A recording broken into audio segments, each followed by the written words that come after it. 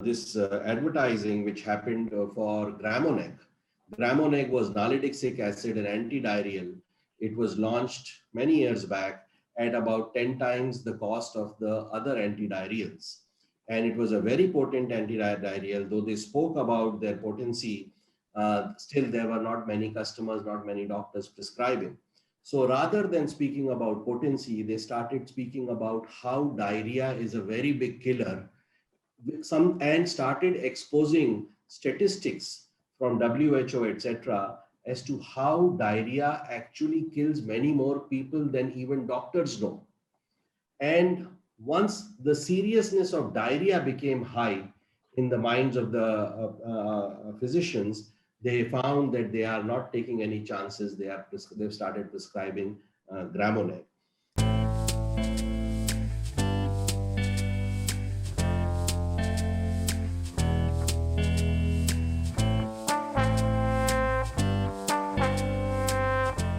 I can see many of our members, leaders, and guests joining in from the fraternity.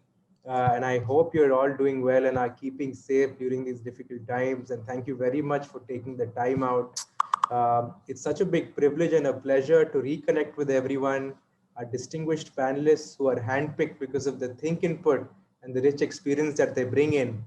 And thank you to our distinguished audience for joining in. We've received over 150 registrations, most of whom are senior leaders, CEOs, CXOs, and business heads.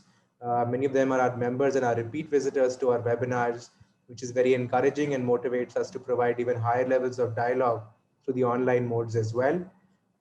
For those of you who are new with us today, the Blue Circle is an exclusive community and ecosystem which is curated for business leaders across 6 sectors, which are healthcare, aerospace and defense, e-mobility, energy, logistics, and real estate. We also present socioeconomic insights which ultimately determine the evolving complexion of the market. In response to the COVID challenge, the Blue Circle has also accentuated its digital presence. One of the many modes we employ is our weekly webinar series and our digital publication. And in addition to this, and you'll be happy to know that we very recently launched the first version of the Blue Circle app, which is curated for leaders, something like the sector-specific LinkedIn for leaders, a space that brings them together to have meaningful conversations, to connect with each other, and also house high quality curated content. Uh, and very soon we will have a section specifically to exchange business opportunities as well. So those leaders who are interested, please do write to us. We've already begun our selective outreach and have close to 3,000 leaders who've joined the waitlist. Even post this webinar, I will send out invitations to our leaders who are in the audience and also add it to the chat section in this webinar. And today, as part of our marketing, advocacy, customer acquisition, retention series, we're privileged to have big minds and leading thinkers of the industry to join in for our healthcare circles discussion. The topic for today is marketing, PR, and customer retention strategies for healthcare services. In the best interest of time, I will just briefly mention the names and designations of our panelists. We have with us Ms. Archana Gupta, Group Head Patient Experience, CK Birla Hospitals. Mr. Ashish Bajaj, Head of Marketing, Partnerships and PR, MediBuddy. Mr. Sameer Kaul, Entrepreneur, ex-COO and CMO Metropolis and Dr. Lalpath Labs. And the chair and moderator for the session is Mr. Pavan Chaudhary, who is also a board member and investor in Blue Circle, Chairman, Medical Technology Association of India, CEO of French multinational Vigon India, is a public intellectual, best-selling author, and a leading thinker across sectors. So thank you very much, sirs and ma'am. It's an absolute pleasure. And now I request Mr. Chaudhary to please chair and moderate the session, sir. Thank you very much, Siddharth. And a pleasure to be with you all. I've seen that you have joined in large numbers, and we have a very enlightened panel also, panel of practitioners and thought leaders. Usually the person who decides which healthcare service should be chosen is not the one who pays for it. So the buyer is different, often decision maker is different, and user is different. So till the advent of the internet, the information asymmetry which was there between the seller, the decision maker, and the user was huge. It is narrowing now, but still, healthcare services marketing stays challenging. Also, because this space has been looked traditionally through very moral glasses, very altruistic glasses. So, all this really increases the challenge of healthcare services marketing. So much so that for many years, the healthcare services marketer was basically a referral marketer or maximum a sales promotion marketer. Things are changing today because leading organizations are, are bringing in people like Samir Kaul to bring in a real marketing perspective to their healthcare, to the marketing of healthcare services. So let us begin with Samir and ask him how this landscape is changing and where it is going now. And also, Samir, please define the customer for us. How would you define the customer of healthcare services for us? Samir. So thank you, Pawan, for the great invocation. And so I will just try to give you a context from the diagnostics industry, because that's where I've spent more than 12, 13 years and across 3 companies. Of course, different business models. One was a greenfield, one was a brownfield, and one was a hospital lab management service. So overall in healthcare, it has always been something that the healthcare has been grappling with, is that who ultimately is the customer, because defining the customer is the starting point of any strategy, because strategy starts from customer. So in healthcare, I think it is still a little dilemma. Of course, now there is also a thinking that it really doesn't matter that whether you need to identify your customer, you could always share a common customer. So for example, in healthcare, generally there is the three P's like a tripod: the patient, the provider, and the payer. And hospital being the payer, for example, patient being the person who's actually in the distress, and the insurance company being the payer.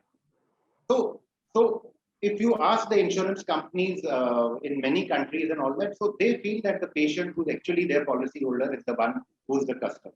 So the point in healthcare is that you could have a series of customers, so in different transactional modes. So it really doesn't matter who the customer is. Now, if you look at the diagnostics model, the payer actually is the patient, because in diagnostics there is no insurance angle. And I have spent a lot of time in diagnostics. So diagnostics is still at its infancy. The insurance angle has not introduced in diagnostics. If you are inside a hospital, then the tests get covered, but 90% of diagnostics is out of pocket. So the insurance angle is not there. So patient is definitely the customer. And the second customer is the physician, because you have a mix of both B2B and B2B business in diagnostic, how it's unfolded. So you have prescriptive business, which is from your physicians and from your clinicians and all that. And you have the preventive business, where the paradigm is now shifting from illness to wellness. And you have the patient, which is the customer. So marketer has to look at, from both the lenses of patient, and they have to walk a balance between both the things. So you could have a series of customers. So really doesn't matter if you're not able to have one single customer. You could have 2 customers, or you could share a common customer. So that's the overview in diagnostics in terms of identifying who's the customer. So I would say it's both. It's your physician and it's your actual end user. Absolutely, I fully agree with you. And a pharma person also would think similarly, that the patient and the physician are most important. And maybe patient is even more important for him. But if we were to define this, the customer as the patient or physician, this topic will become more manageable. And we might be able to dive deeper into this. Let me just ask Ashish and Archana if they are okay with this definition of the patient, and the narrative which they are going to bring to the discussion can be fully covered through these 2 poles, or you would like to add some other areas to this, Ashish, and then I come to Archana, so that we then the next thing is we can identify how the marketing objectives and communication objectives, how they can be identified and how we can reach to those objectives. Ashish. Sure. Thank you. First of all, thank you, Blue Circle and Pawan, for having me here onto the panel. So basically, if very rightly put by Sameer, saying that it's a tripod of three different P's, and I also basically also agree that the narrative, because consumer needs have been ever evolving, those are ever changing, and the consumer has moved towards making a decision into healthcare. Why? Because like it was said, that it is now becoming more preventive as well in nature. So you are more informed. Now your ways of looking at information has also evolved over the past decade. Earlier, it used to be physicians, it used to be my friends, it used to be my colleagues. Now the information is also available to me on and just on my phones. So basically, I'm moving towards being more informed, and new avenues of getting those information. I will suggest that patient is now becoming as a bigger piece in the entire ecosystem. Great. And Archana, would you agree or would you like to add some more color to this definition of customer? So I firmly believe that always there's only one customer and others are channel partners or providers. For example, automobiles. The end car user is a customer, and you can have a distributor towards whom the marketing strategies are laid down. They are channel partners. Even in hospitality, there are those travel tour operators where marketing strategies are done, but end user is always the tourist guy or the one who travels. Similarly, in my mind, customer is in healthcare is only patient. Our doctors are also looking towards the patient. They are the end customer for them also. Yet, this is an interesting industry wherein, at the same time, for a staff, they are present at the premises at the same time. The staff go through a dilemma where to get inclined towards. Is the customer the king or the doctor the king? And that's the reality, because they both are present together. And I've often seen that is slightly inclined towards the doctor. If doctor calls for a service, it precedes a service towards the patient waiting over there. Patients are expected to wait for the doctor. That's the norm in healthcare. Great point. You've added a beautiful point, that the patient centricity is more in theory in the hospital sector, particularly in societies which are very strongly stratified socially. So, in fact, I remember in a TV show which I do called Hum Aise Kyun Hai, on that, when we interviewed some nurses, they said that, and for example, no, doctors and nurses together, and doctors said that we ask our nurses to be patient centric, but they remain promoter centric, the management centric. So this is a big problem, and which is why I feel that when Sameer and you all said that patient as well as physician is important, I think in the physician you can add the staff also, because some amount of marketing and advertising and customer retention strategies will have to focus on this part also, the physician part too. Great. So coming to Sameer again. Sameer, what do you think are the main marketing objectives for healthcare services? Can you give us a broad perimeter, a 360-degree view on the various marketing objectives which you can think of, and then I'll come to Ashish and Archana. Sameer. So marketing objectives, I would like to, the way I would like to explain it is in the sense that how the role of marketing is really evolving in healthcare and especially in diagnostics. So, it's a new industry, diagnostics. So this whole consumerism and diagnostics is a result of how the market is shifting from being a B2B market to a B2C market. And as you know, India is the diabetes capital of the world. And the biggest healthcare issue today is the non-communicable disease segment, which is the NCD segment. So you've got And before pandemic, that was the bulk of where the business and volume and where the repetitive customer clientele was.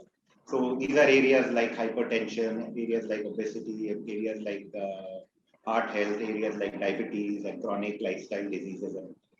So this is a business which is very repetitive. And as awareness and as education and as customer is getting more and more emancipated and empowered, so and as companies are now realizing that they need to move the shift from B2B to B2C, because the margins in B2B business are dwindling, are actually going down, because you have a lot of channel partners in B2B business. For example, the person who gives you the income, or the person who gives you the samples will take a cut in between. So B2B business is it's not a sticky business, and there's a lot of competition on that business, and it's not very profitable if you have to scale up the business. So companies are realizing that while you need to keep the medical fraternity and the physicians and all that, the core business in perspective, but you also have to make inroads in getting more closer to the end user. And that is what is happening in this sector, is that customer is getting, there is more customer proximity that is setting in. So it used to be more push through salespeople and all that. Today it's more about pull, because of the repetitiveness of the disease profiles which are changing. So brands want, and whenever there is repetition, there is a marketing role, because it's a repeat business. And you can build propositions, you can build loyalty programs, you can build camp activities, you can do a lot when there is a repetitiveness in the industry. And that's exactly what is happening. And so there is a shift from being too much sales oriented to a lot of marketing orientation, which is coming up now. And there is a lot of interface with the end user now. A lot of camp activity, and also now healthcare is also gearing up to, for example, in hospitality. I would give you a corollary, because I've worked in that segment. So if a customer has any issue from the time he checks in to the time he checks out, so it's a whole journey of the customer. So everything in that cycle is important. So you may have great check-in at the time at the front office, but your restaurant, you may slip service. So the whole moment of truth is lost. So the same thing happens in healthcare or in diagnostics. Right from the time the sample is taken to the time the report is given, the accuracy of the test result, the hassle-free service. Someone needs to handhold the customer in this whole cycle, this whole 360-degree cycle. And that's where customer care is playing a big role, because customers have a lot of queries around tests, a lot of queries which are technical in nature, on fasting, on where is the closest lab, a lot of things on some suggestions from the company. So there is a department called customer care, which is just like a guest relation executive you have in hospitality, or a lobby manager where a customer can call up and it's like a one call does it all kind of thing. Same thing is happening in healthcare also and in diagnostics. So a lot of focus is now not only in high tech. So there are 4 things which are happening. One is the high tech, the technology part, where there is a lot of focus in terms of accuracy, because prognosis and diagnosis depends on the test result. So accuracy is very important. So in diagnostics, the definition of quality is accuracy, because 70% of the time the diagnosis will only start when you have a test report. So today, if you go to a doctor, he's not going to start treatment unless you don't show him a medical report. So it's more science-based and not so much based on gut feeling what it used to be earlier. So there is a lot of focus on high tech. But what is also happening is there is a lot of focus on high touch in terms of hand-holding the customer, in terms of that caring attitude, the empathy attitude, more of emotional intelligence that organizations are moving from IQ to EI, and even EI is happening at an organizational level. So empathy and hand-holding the customer, and high connect, because you have to reach out to the customer, you have to be accessible, you have to be available. And we have seen in pandemic, then it's become all the more evident that someone needs to reach out to the last one. So that's where marketing is now playing a bigger role than only promotion or only communication. So it's a bigger role which is coming in. Great, fantastic. So he's no longer a referral manager only. He's no longer a sales promotion manager. He's become a marketing manager, true blue marketing manager. And you spoke about the fact that the role of medical fraternity is diminishing a little. And also there are acts like the Stark Act, etc. in the US, and these things are getting followed in other countries. which do not allow a referral fee or even approaching a physician with a referral fee overture. The other point which you brought in was that B2C, going B2C also means educating the customer, making him more aware. Perhaps one of the marketing objectives could be to let him know how you are a more accurate service, because quality is defined as accuracy. The other point which you said was that check in and check out, from there, I mean, from the beginning to the end, and especially the beginning and the end, they call this the primacy effect. Primacy effect when the mind is fresh, so it records very sharply. And recency effect, because that incident is fresh as you are exiting, that also is well recorded. In fact, there have been some studies done that when an endoscope has been sent into a patient, and if you have suddenly hurt him, then, and as you are exiting, then hold on to your exit. Just let it be there for 4 or 5 more minutes and then come out.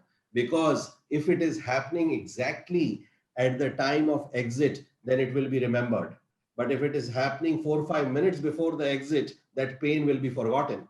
But these two entry and exit points are where the nightmares are, as you and all the other panelists were speaking the other day.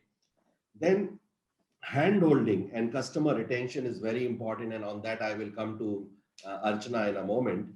Before that, let me go to Ashish and ask him, what else would you like to add to the marketing objectives?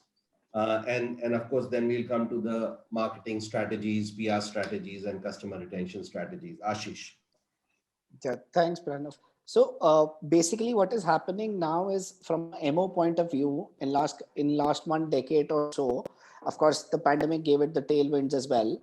Like rightly said, sales to marketing, that is becoming the same for the healthcare industry. It's growing in terms of understanding the importance of marketing, of building a brand. So I would say, for somebody who's being into its early days of building a brand, the first and foremost marketing objective is to create that trust. And that trust with the brand is synonymous to the category itself. Thus, I would suggest that the foremost and top priority for any marketer building its brand from the start, or is in the stage of building it, building the trust with the brand is the foremost MO for them. Great point. So you are saying, you are bringing an evolutionary scale to this discussion. You are saying that Samir has spoken about a mature company, and there might be many startups in this space. And that way, this whole discussion becomes very broad-based. A mature company may be looking at repetitiveness. So it is assuming that today, doctor has to be told about, let us say, paracetamol 20 years back. After a patient has been prescribed a paracetamol or crocin, 1 or 2 visits after that, he knows that when I have fever, first thing the doctor gives me is crocin. Okay, so he can move on to that. That's how B2B goes to B2C. Eventually, those products also may become OTC from being an ethical product. This is one space of large companies of the kind which Samir has spoken about. You are bringing in another very important and vital animal into the play, which is the startup, where you are saying we need to condense the time in which trust is built, because trust has to be built sooner for them to take off, because without trust, healthcare services marketing cannot happen, right? Absolutely. Great. Archana, what would you like to add to these objectives, marketing objectives, which have been discussed, in addition to customer retention objectives, which you might like to bring in on the table? Archana. Yeah, thank you, Pawan. I would say that what Sami brought out, moments of truth. We have done all PR and marketing strategy to acquire a new customer to the door. What after that? How are we hand-holding? What he brought out at every touch point. He may have come for say a consultation, but what was his experience even while booking an appointment from home, or to parking, or to even waiting experience before he actually consumes the service that he came for, which is consultation. Everything, and even after that, what is the entire touch point, and needs to be seen, looked into, through filtered through for retention strategy. Every touch point, moments that would matter. And what Ashi spoke about trust, I would say even in matured organization in today's time, where economy is moving from service economy to experience economy, now to connection economy, where with internet the choices are abundant for a customer. Attention and trust is a premium. In Seth Godin's, bingo, today's customer, which is relevant to healthcare also, 4 T's are important: time, trust, transparency, and transition. Time, where if the doctor or nurse comes, are they giving undivided time to build the trust? After building the trust, are they able to exchange ideas for transparency, for the healthcare treatment? And then to transition, moving from one stage to another happens. So this is a connection. Are we only looking at the infrastructure, the building, the products and services, or are we looking at building connect? That's where the world is moving towards. Are we creating a memorable impression on the patient so that he refers? This healthcare service is all about recommendation and referral. How are we building it to acquire new for referral also, or to even come back again? Beautiful. What you are saying is, what you and Samir both have said is, quality of human touch points is very important. So perhaps one of the marketing objectives is that you bring in humaneness of how you deal with your clients, your customers. And if I'm not mistaken, Max was a chain which used just humaneness of how our doctors are, of how our healthcare workers are, and how sensitive they are, how empathetic they are. So this can be also another important marketing objective, to convey that people behind these healthcare services are extremely kind and compassionate. Beautiful point. And you have also brought the time, undivided attention, the trust, the transparency, and the transition. This is something new. I had never heard about this, but we had, Blue Circle had done a study which showed that people are going to telemedicine also because they feel that the healthcare worker, or the indifferent healthcare worker, or the arrogant doctor cannot misbehave with them so easily. They are kind of protected through the digital space between him and them. And later on, when an e-commerce study was done of lower economic communities, they have also in COVID times disproportionately started e-commerce acceptance, because they do not get the respect and the dignity when they shop, neither from the shopkeeper in a mall or a hypermarket, nor from fellow shoppers. Very good point. And this is something which we need to bring across, not only to external audiences, but internal audiences also, to sensitize them that they are feeling bad. They might not have any option right now, but if they have an option, they will go to people who are behaving better. Great point. And you also said the referral piece. This can also be one of the marketing objectives. Give people words to say about you by being true to those claims. Great points. Samir, how can we go and achieve these objectives? Some of the objectives which have come through are the humaneness, the various touch points, referrals, trust. These are some of the objectives which have come so far. How can we achieve these to our marketing and PR strategies and customer retention strategies? So, Pawan, first of all, I have always been advocating, because I worked in business and marketing in both the areas, is that marketing, unlike accounts or finance, is not a department. Marketing, everything is marketing in an organization. So it's not a department. In a restaurant, the mint that you give a customer is marketing. The error in your software is marketing. Your email, when you send out an email, is marketing. When you hand over an invoice to a customer at the time when he's checking out, the way you talk to him, leaving that last impression that we were talking about, is marketing. So this whole value chain, this whole moment of truth, you can either make it or break it. And what is happening in healthcare, and of course it is improving, is that there is still a lot of perception on getting the domain expertise or the technology piece correct. But somewhere the human touch, or that empathy and hand-holding the customer, that's somewhere getting lost. So you may have a great hospital with the best person handling, for example, a hernia operation, or or an endoscopy, or for example, the best orthopedic surgeon. But the way the whole customer experience, customer is experiencing that hospital. The food that you serve in the rooms, the courteousness of the nurse, or for example, the way the doctors speak to the customer.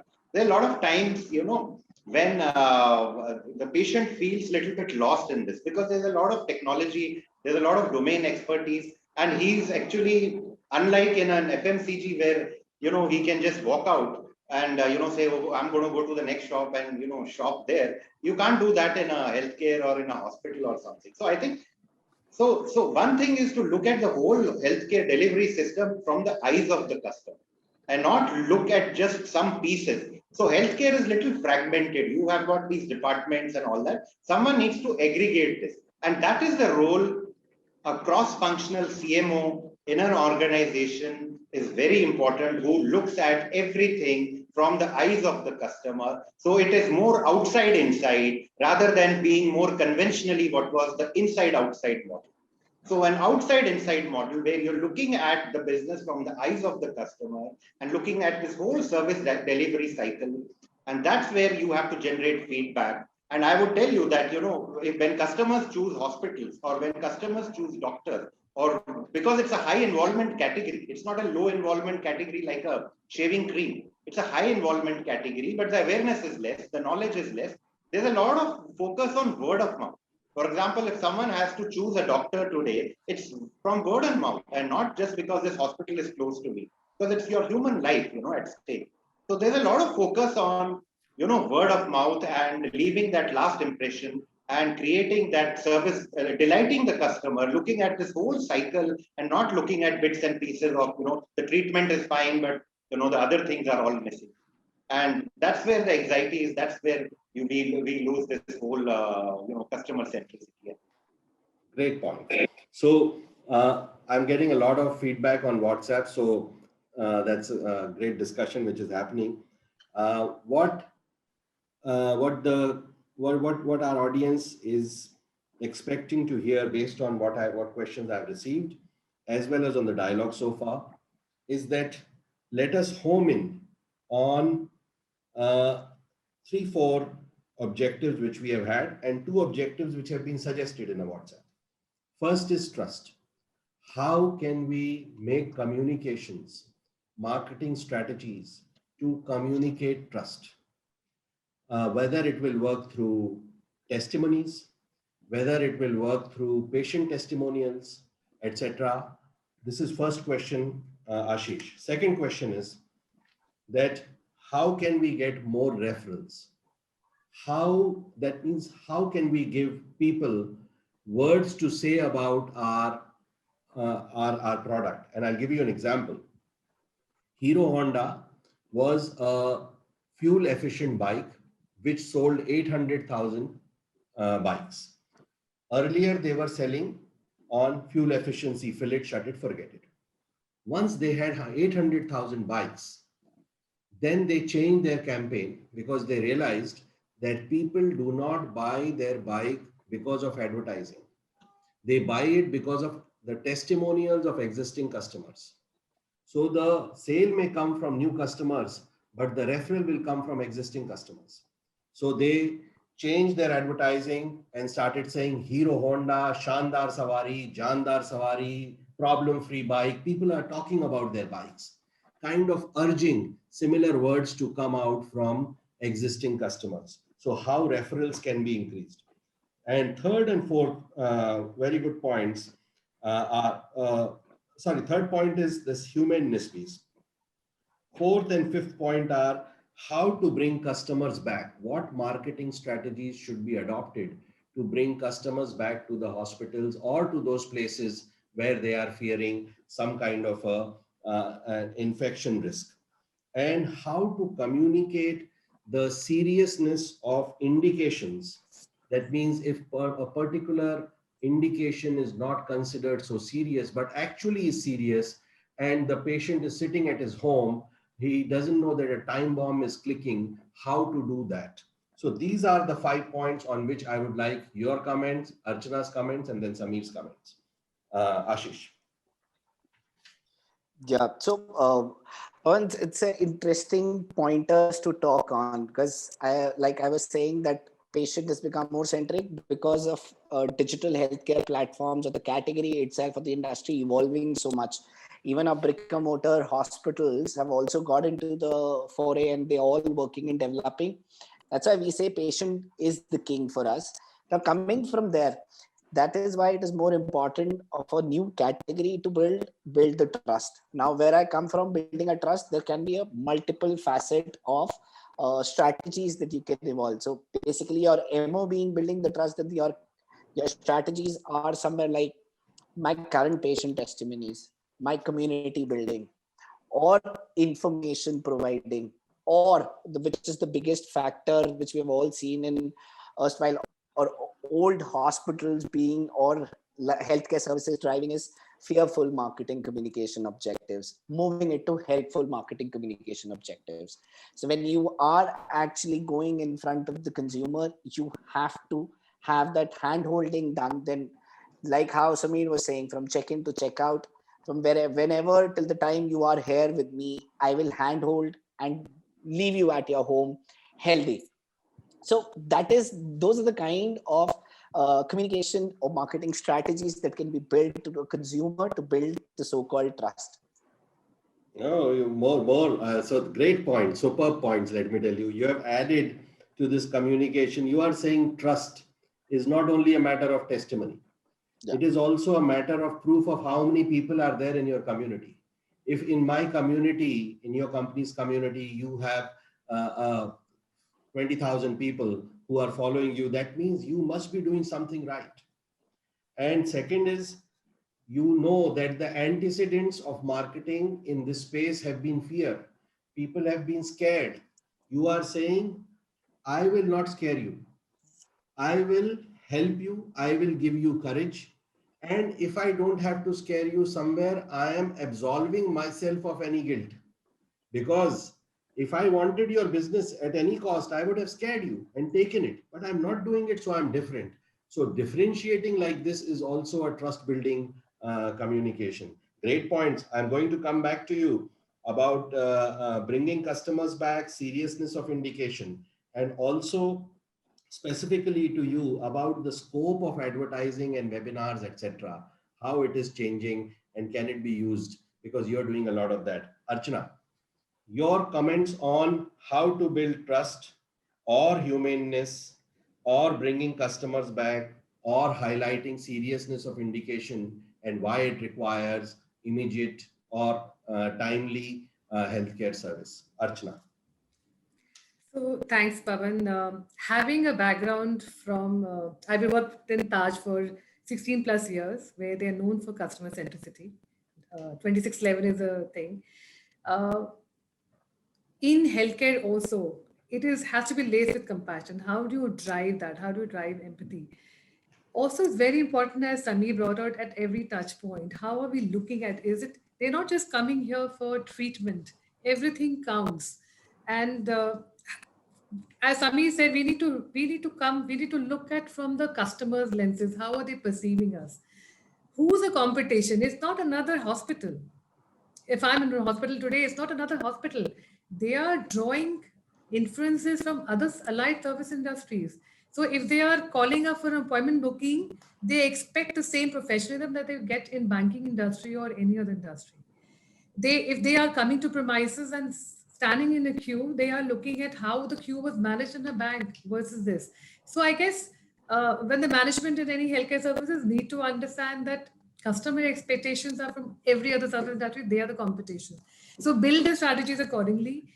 And when they work on a seamless transition from one touch point to another touch point, which includes process improvement, the humanness comes from the people who are interacting, building connect, and how are they encouraged? Like in hotels, in hospitality industry, they're known for empowering their team, to go extra mile, to do things for them, to create memorable events. They were supported for doing things, and that's how are we rewarding, recognizing people at every touch point to do extra mile. That will add that memorable angle to it for people to move from mere patient satisfaction to advocates for us. Are we moving from customer satisfaction towards converting them into our customer advocates is where we need to strategize on. Great. So you're saying customer is looking at you with very wide angle glasses.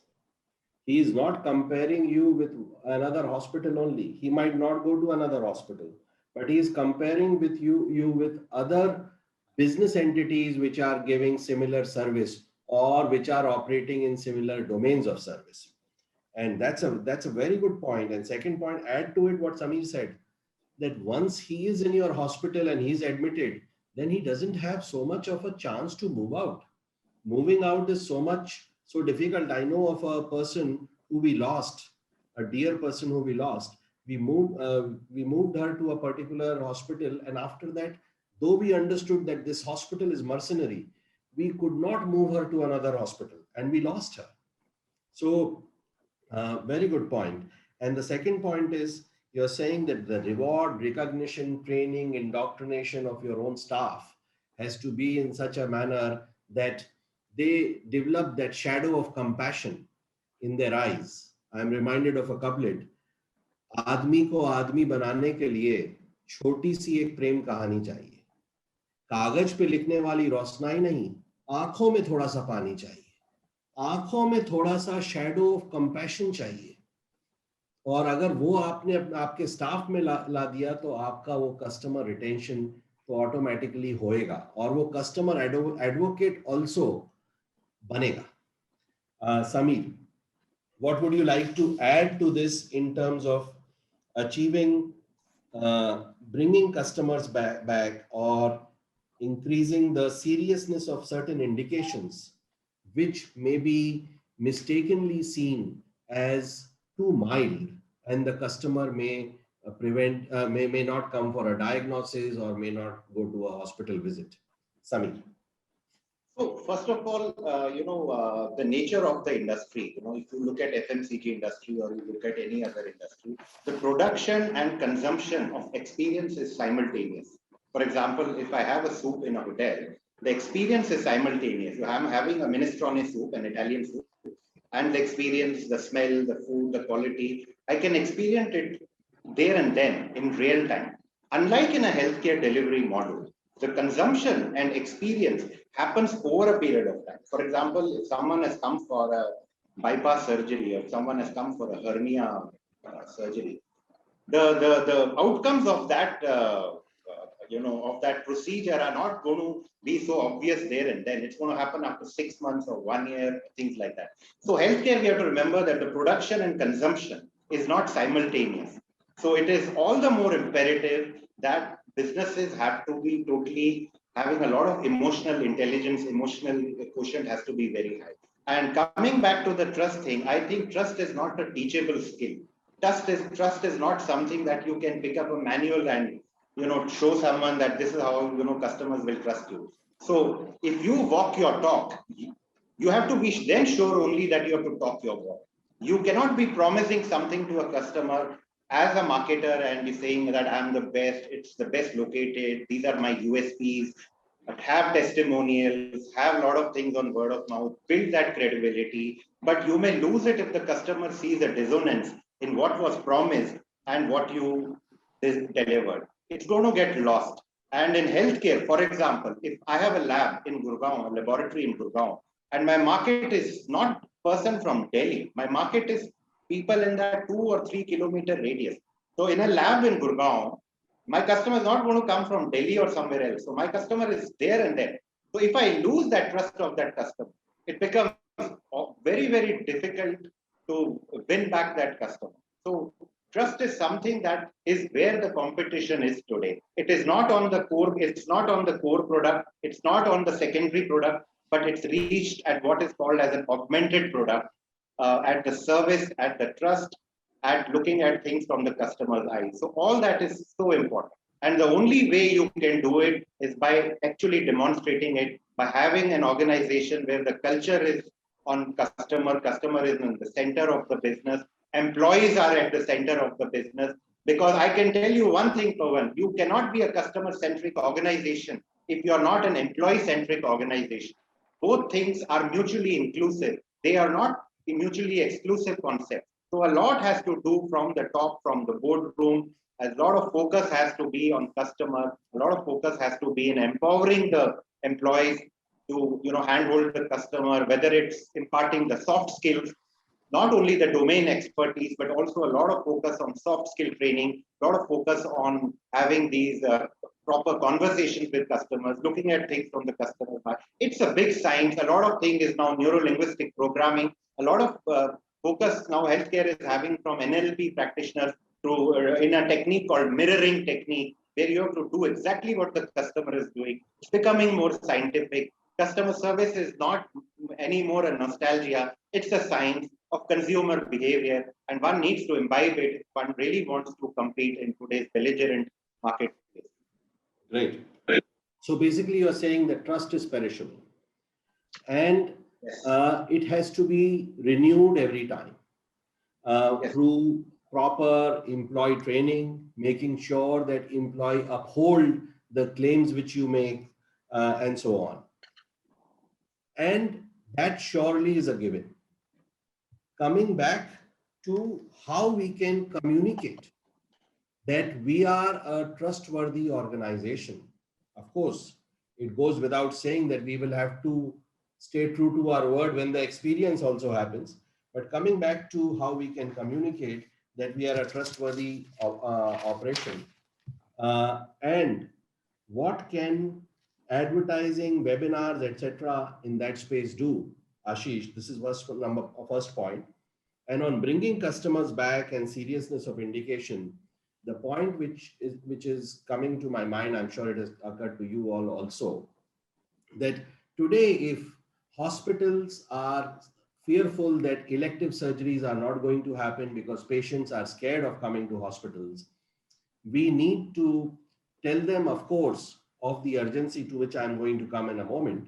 At the same time, we need to reassure them that how we have all the safety protocols in place, infection control protocols in place, maybe separate wings for COVID and non-COVID patients, etc. And as far as seriousness of indications is concerned, I feel that I remember this advertising which happened for Gramonec. Gramonec was nalidixic acid, an antidiarrheal. It was launched many years back at about 10 times the cost of the other antidiarrheals. And it was a very potent antidiarrheal. Though they spoke about their potency, still there were not many customers, not many doctors prescribing. So rather than speaking about potency, they started speaking about how diarrhea is a very big killer, and started exposing statistics from WHO, etc., as to how diarrhea actually kills many more people than even doctors know. And once the seriousness of diarrhea became high in the minds of the physicians, they found that they are not taking any chances. They've started prescribing Gramonec. So if there are any examples like this, Ashish, which you can think of regarding bringing customers back or seriousness of indication. Plus, of course, please share your experience on how scope of advertising is becoming more national and how webinars can play a role in this space. Ashish.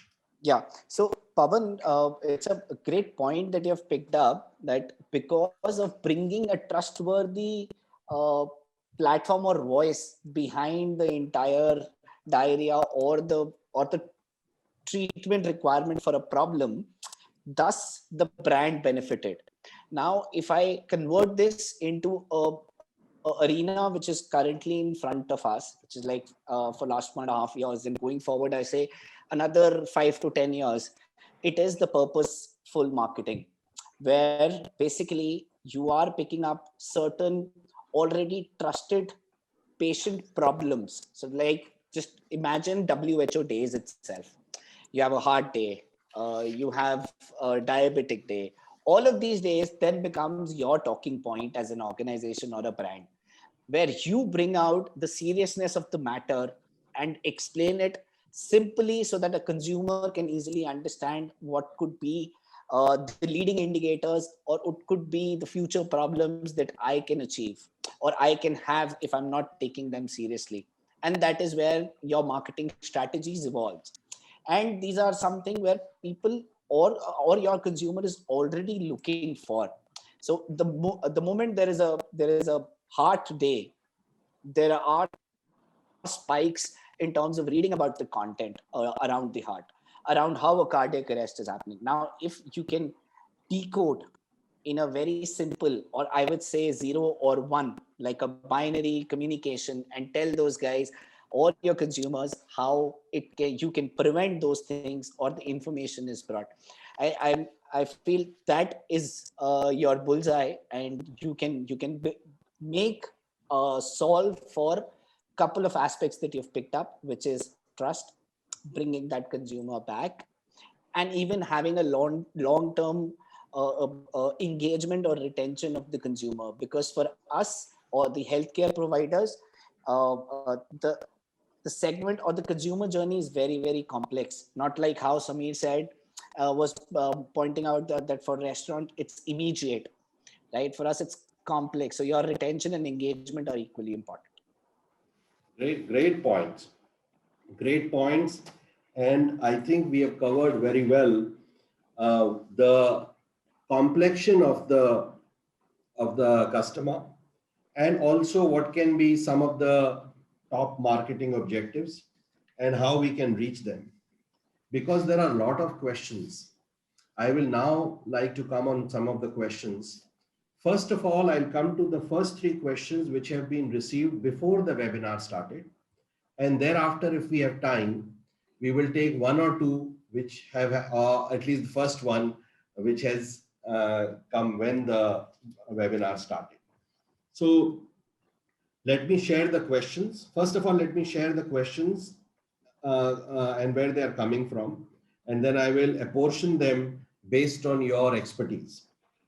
So first question is coming from Mukesh Sinha from UK. He is the CCO of Gravitas AI. He says, I would like to understand the role of AI chatbot and digital healthcare in practice management. Archana, you can take this. So yeah, thank you, Pawan. I had worked on this AI, chatbot when I was in Fortis last, and believe me, typically 90%. What we found was 90% or more would generally call up the hospital premises for booking an appointment or asking queries, and most often there need to be symptomatic triaging need to be done, and it's very difficult to train the people, there's a high attrition there. How are they able to understand the symptoms and then guide them to the right department or right doctor? Simple booking, when they ask for appointment booking for a particular doctor, is okay. What about, how is it, training at various hospitals if there is no centralized call center set up? We found that a web assistant or a chatbot with medical triaging for healthcare, that is important. So a one which can ask leading questions and quickly guide them to the right department or a doctor, basis. And with geotagging, technology brings in a lot of, within too few clicks and answers questions, they were able to get their answers, helped us to reduce call overload to a call center and a better management of booking appointments or answering their queries. So plus navigation, when they go to the website, they feel lost when they're trying to find an answer. Chatbot really, really helps them to quickly thrash out whatever queries they have. So this is it's like a relevant thing for any service industry, whether you go to banking or whatever. In healthcare, the symptomatic triaging ads, which needs a lot of algorithm. You can't do it with simple, combination permutation. They need to ask the right questions at the right time to get to them. With the age, female, male, all that thing comes in, the gender. Absolutely. Very solid value addition. Of course, you have said that the website, etc., also should have the complete customer or patient journey along with triaging, etc. But the point which you have said is that the chatbotting in this space has to have an additional layer of sophistication because of the triaging required. Right. Great point. Now I'll come to the, I'm coming to you, Ashish, just a moment. And before that, let me just share the question which has come from Dr. Raghavendra. He's the president of Academy of Family Physicians of India, Andhra Pradesh. And this question I feel we can put before Samir. Samir, the question is, what is your opinion about ethics upheld in customer acquisition in today's healthcare marketing? The doctor community is unable to come to terms with the strategies followed by many tech healthcare startups.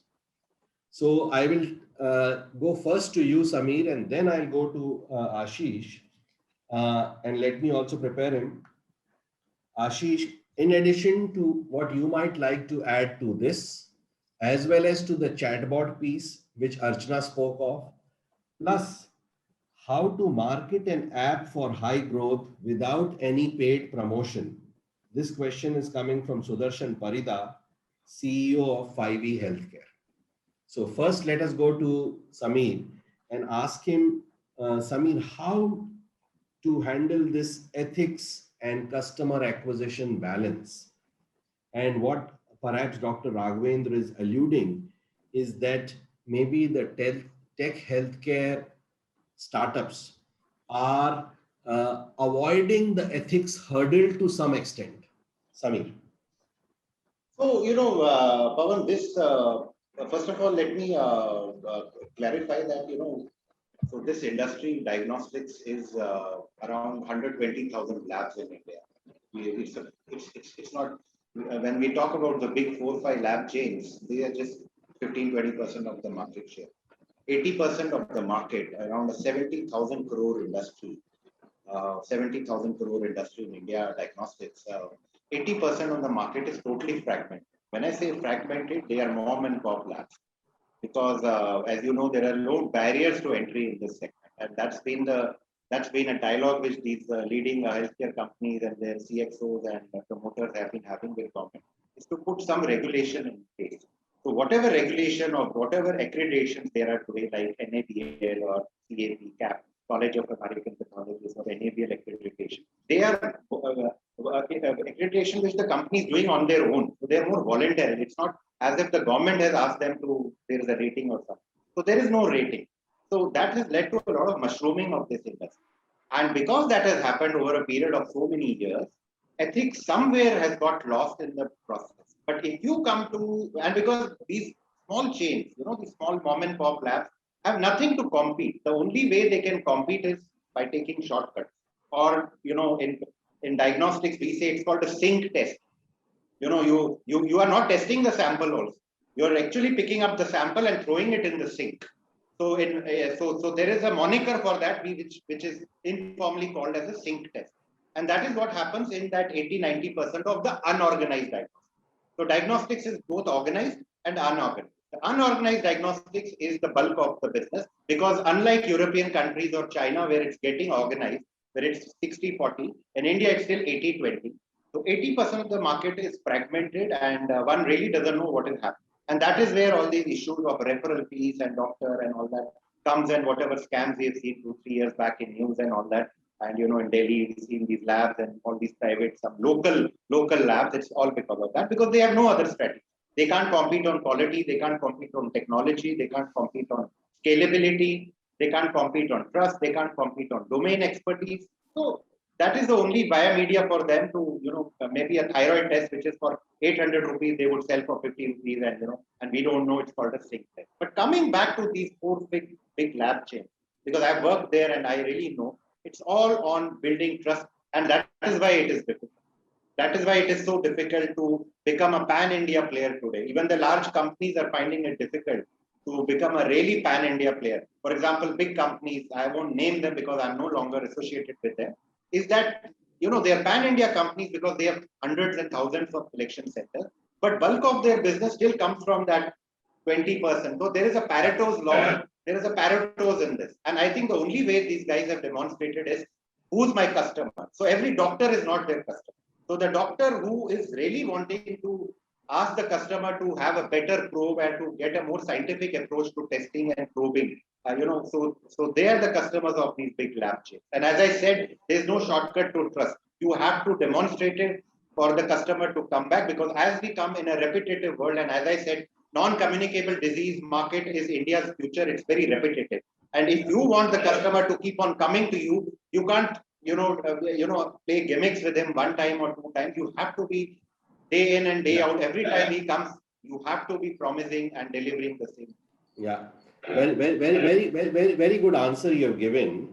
That accreditation of the of these healthcare tech startups also has to be done. Yes. That is one part of the piece. Perhaps another part of the piece is some body like Advertising Standards Council of India, ASCI, which also should apply whatever communications they are coming out with till accreditation becomes a possibility, plus the proper application of the Drugs and Magic Remedies Act, etc., also can be applied to their communication. Great points. Coming to Ashish. Ashish, what would you like to add to those points which have been discussed so far and which we had put on your plate? So yeah, thanks, man. So like how Archana was mentioning that we set it up, the chatbot, and chatbots are very important. So last 6 years, I can talk about our platform. It's all AI driven. The mode of entry is conversation with the chatbot, and then you're connected with the doctor. So the whole experience is so enriching because you then don't have to wait to call to somebody, and your answers are like in a Ziffy. So of course, yes, it has built us as a brand, and it is a great game changer as well for the industry. Now moving on to what ethics, it was a great eye opener for me in terms of sync test. But yes, even in telemedicines, people started thinking that whether there is a doctor behind who's talking to me over the phone or not. So yes, a lot of telemedicine or teleconsultation platforms have taken opportunity on that, where they are not a MBBS doctor, but somebody who's doing his third year MBBS. Thankfully, year back, we got the telemedicine guidelines, and now it's kind of a covered. I don't know if it is still happening or not. So that is still an ethic problem that certain telemedicine or digital healthcare platforms have taken value on. Now, moving on, you asked me a very, very beautiful question, that is growth of an app ecosystem player who's not spending. So I would say, okay, zero marketing spend or zero spend marketing as a strategy is absolutely achievable. I think first and foremost thing for any app ecosystem player is your service or the product that you're selling has to resonate with the consumer, at least a niche set of consumers, and it needs to have a need going back in again. Now, giving you an example, Tesla spends zero marketing budget, and I don't have to tell anyone about Tesla. So that's how it is done. But giving you a real example where we have also done it, and we have seen a lot of other categories and industries doing it. So there are 3-4 major ways of doing it.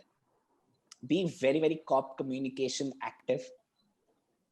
work on those trending topics which are relevant to your category. Third, your distribution is not only till your app, but it needs to increase to the app ecosystem itself. So that means find out those like-minded brands who can take out your product or services to their own consumers and which mutually benefits you. So these are the three key points. And the fourth, which is the topmost for any growth hacker or any co-founder or a founder of an app domain, is content is king. Okay, and if you are making great content closer to the service of the product that you make, and you're actually making a need solved, and you're able to communicate it, then you don't need money, my friend. Not at all. Great points, and I'm sure what will follow will be a barrage of questions for you even after the webinar is through. And for want of time, we will have to close it with one last question to Archana. And Archana, this is the question which addresses nursing. If you will see on your screen, and I'll read it out for you. The most critical cog in patient experience is the nursing team. Unfortunately, in India, the nursing ecosystem is not nurtured like in the West. With the pandemic onslaught, how do you see to nurture the nursing workforce to have world-class patient experience, to be capable to give world-class patient experience? How will you do that, Archana? Yeah, I absolutely agree that nursing, I believe, with doctor now, nursing is the spine of any healthcare system. And they really, really matter a lot. And in today's time, when we see that there are a lot of opportunities for them after a year of training, they keep moving on to either, at least in Calcutta, I see there are, government hospitals, they get opportunities. In Kerala, they move on to Dubai or Middle East. There's always a chunk of them are freshers.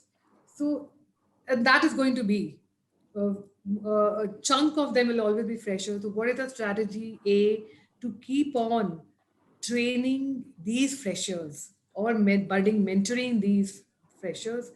What is it? And the training is not about only technical skills. That is a given. It's like best safety standards in an airline industry is a given. Similarly, for them, zero medication is what should be a target. Apart from that, the soft skills training. How do they give assurance to the patient that don't worry, you're on the best hands? How do they distract? Because a patient anyways is helpless. He is in agony, and a simple needle going in also becomes like a big pain management factor. How do they assure, how do they give confidence that you're the right place on the right hand, I'm experienced enough? How do they distract them from that procedure happening? All that soft skills which will make them not just technically sound, but are able to engage the patient while they're doing the procedure. Are we imparting those skills? Are we giving them confidence? What kind of a training, what kind of a reward recognition system do we have? We need to have a very wholesome strategy on that. Very good point. In fact, I'm reminded of one interaction which I had with a medical superintendent, and this is reflective of many which I've had like this, who was quite frank, and he was heading a government hospital. He says when VIP patients come, they say, when my nurse goes, phlebotomy nurse goes and says, I'll take a blood sample or give you a prick. He says that, nahi, saab ko bulao. And then I go there and I say that, sir, she's more trained than me, and so on. Of course, I don't tell him that I've not punctured a vein for many, many years. But still he says, no, sir, Dr. Saab, main to aapse hi karwaunga. Then I think to myself that aapko Anna nahi punish kar paye, aapko सारे देश की अदालतें नहीं punish कर पाई, अब मैं punish करूंगा आपको, ऐसा सोचता हूं, and then I go digging for the way. And many doctors have also shared with me that healing I learned from nurses.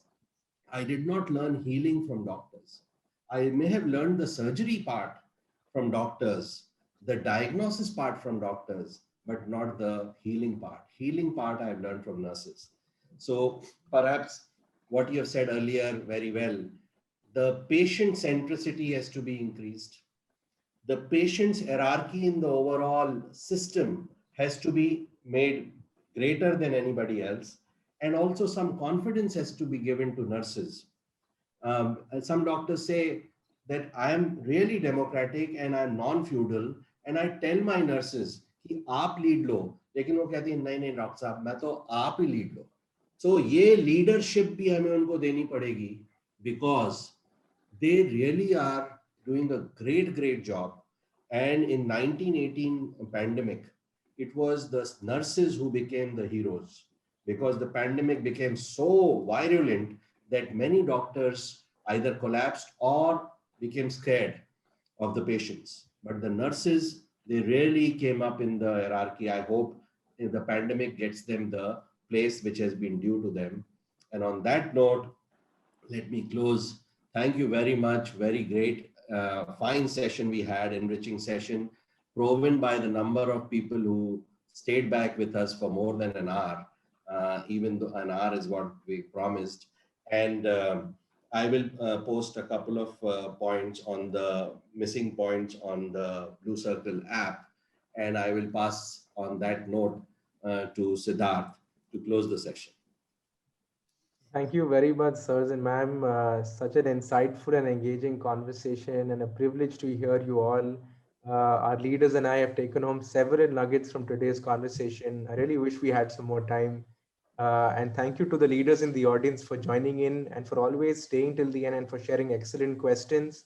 For the questions that may not have been addressed due to paucity of time, I will share the relevant ones with the leaders on the panel and request some of their time for it. We will also try to post the answers in the community app as well. Along with our weekly webinars and our publication, we are taking these discussions and conversations on our exclusive community app, which is curated for senior leaders across 6 sectors: healthcare, energy, e-mobility, real estate, logistics, and aerospace and defense. Soon we'll be adding more sectors to the kitty. So whether you would like to engage with us on the platform, leaders are invited to join the healthcare circle and also get access to the other allied circles we're building. I've shared the app link in the chat box, and I will be emailing the leaders in the audience shortly. So thank you very much, sirs and ma'am. We look forward to having more such discussions in the future, and please stay safe. Thank you. Bye. Thank you. Bye.